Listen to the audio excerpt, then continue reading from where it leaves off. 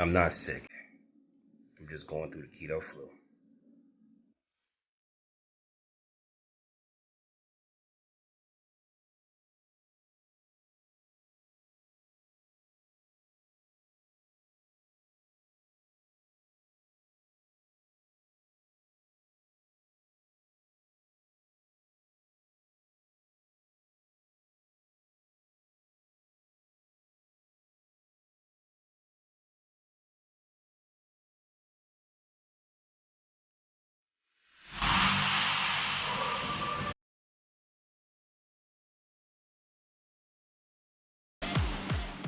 One of the major hurdles that you may experience when going into ketosis is something called the keto flu.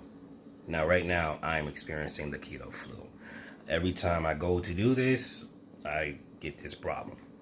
And some people are just prone to it. Some people don't get the keto flu. Some people get way worse symptoms. It's just what it is. But let me just say this: you're not sick. These are just terms that they throw around to give you an idea of what you will experience when you do deal with it, so you can identify what it is. You're not really sick, okay? But you do get the symptoms of getting sick, and it sucks. Let's be real, it sucks. I mean, brain fog, headaches, feeling weak, lethargic, all that stuff. It's annoying. Who wants to deal with that? But it is a process that your body has to go through in order to get you to the next level. Think of it like this: there is a gap between carb dependent and fat dependent. Okay, there's a gap. And in between that gap, there's nothing else to do. You have to bridge that gap in order to get to the next level, which is fat burning mode. And because there's not anything inside that gap to pretty much, I wouldn't say lullaby it to sleep, but to just get you to that next level seamlessly. Because there's nothing there, you're going to experience this issue. Your body thinks something's wrong. Okay, your body thinks you're going into a famine mode, because again, all you're doing is delivering your body with fats and protein and very little, if any, carbs at all. And because of that, your body's like, wait a minute, where are we going to get our fuel? All right.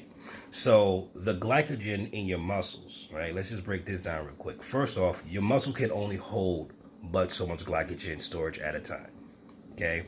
Your reserve tank, which is your liver, holds another amount of storage of glycogen and releases periodically back into the bloodstream, so you can continue moving around. Especially after a big hard workout, your body will release more glycogen into the system to replenish your muscles.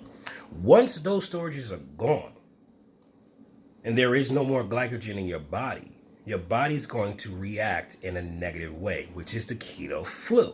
Okay, your body is trying to figure out what it wants to do, because it's so used and primed to getting carbs as fuel during the day. It's like waiting. It's almost like being at the bus stop. You know it's coming, you just don't know what time, right? So what happens when a bus doesn't come? You still got to go to work. You still got to get your day going. You can't just sit there all day waiting for the bus. So you're going to have to eventually say, you know what, I'm going to get a cab and an Uber, call a friend, whatever, to get to the next level, right? And that's where your body starts to release ketones into your bloodstream. This signals to your fat cells to release fat back into the bloodstream to be broken down and it be used as energy, which is it's far better to use your fat as energy than it is carbs. Okay, it's way better for your body. But there's a process, and that process takes time. It takes energy. It requires all kinds of resources, and your body tend to not want to do it if it doesn't have to.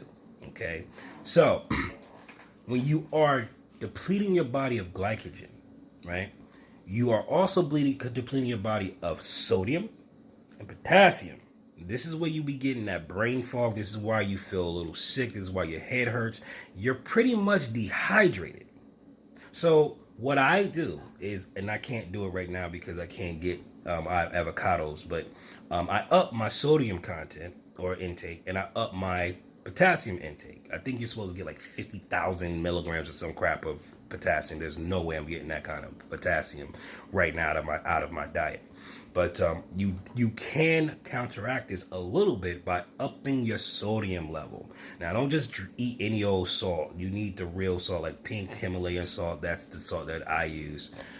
There's other salts that you can use to help up your sodium, but you have to give your body something to cling on to. Like, again, carbs are like a sponge. Carbs is like a sponge, right? So it helps hold water in your muscles, right?